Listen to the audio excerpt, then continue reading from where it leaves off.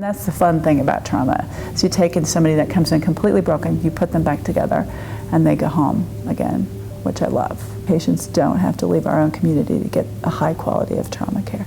We use the SimMan, which is basically a high-tech computer that looks like a patient, in order to create patient scenarios. We want to be able to simulate different procedures, and the newer models allow us to do that. The newer higher fidelity simulators allow you to fully interact with this mannequin as if it was a real human being. We can have the patient get better with what they do. We can have the patient deteriorate with what they do so that they learn from their decision making and can change it. You can work with a team, really interact well with the simulators. They're very realistic, so if you have a baby, they'll turn blue, they may be breathing, you can actually feel pulses. The nice thing with the new simulators versus our old is that they are untethered.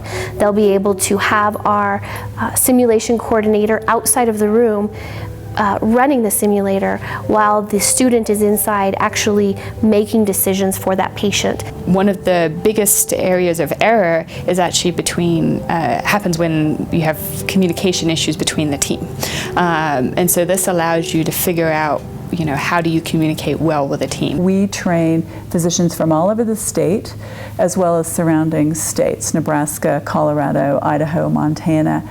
In those areas, they may not have a higher level of trauma center to help with their education. So we provide a twice-a-year ATLS course so that we can train them on how to take care of a critically injured patient that arrives in their ER and get them through the first golden hour of trauma, stabilize them, get them on a helicopter, and send them to us. The whole world of education has started using computers for their training. We use them in surgery. We use them for critical care, like with the SimMan. And I think a lot of younger people coming out, which are the people we want to come to our community, are used to that computer-based education system. Part of our nursing curriculum is the growing use of simulation. In fact, I think we have one of the finest simulation labs in the West for preparing nurses, and it's been invaluable in creating a training environment and educational environment that helps these students succeed the day they step onto the job. Our graduates who enter the nursing profession or any health profession, I think, expect a level of technology and technology integration into the clinical environment that they were trained on.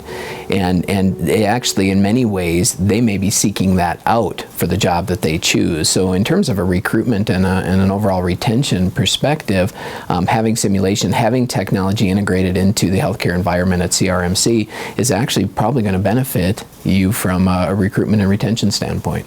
All of those services require that we have skills that are toned and sharp at all times.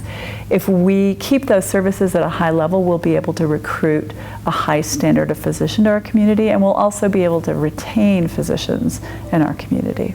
To get all the simulation mannequins that we need for Cheyenne Regional Medical Center, we're asking for $225,000. They allow us to do more education than we've ever done before. They allow us to educate a broader scope of providers, and they should last us about 20 years. As a physician, it's really exciting because we want to provide the best care to our patients, and this is a huge tool to let us provide that care well and effectively. SimMan makes our healthcare better in Cheyenne because it provides education for those of us who have to take care of critical patients every day, so that our community can expect that service if anything happens to them or their loved ones. We're here, we're ready for them. We don't have to send you out to a different hospital in Colorado.